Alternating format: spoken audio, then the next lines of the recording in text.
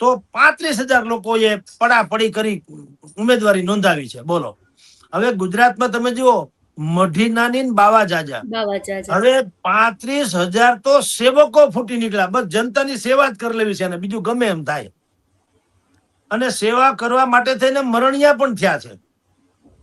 એટલે કોંગ્રેસ અને આમ આદમી પાર્ટી આક્ષેપ જુદી ઘટના છે, પણ બીજું કહું કે એ બધાએ ખાસ કરીને અમારે અહીંયા રાજકોટમાં કોંગ્રેસ જે છે એને શું કર્યું છે અત્યારે કે એના જેટલા 65 જેટલા ઉમેદવારો જે છે એને ગુપ્ત સ્થળે મૂકી દીધા અત્યારથી, કે કોઈ એને ખેંચી ન જાય, પરત ફોર્મ પાછું ખેંચાવી ન લે, ધાક ધમકી ન આપે, ભલામણા.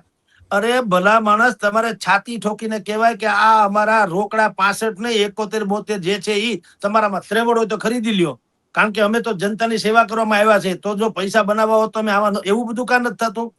ઈ જેને ટિકિટ આપી છે એમાંય 19-20 જે ભરો હતો પેલા તો પક્ષને જ નથી.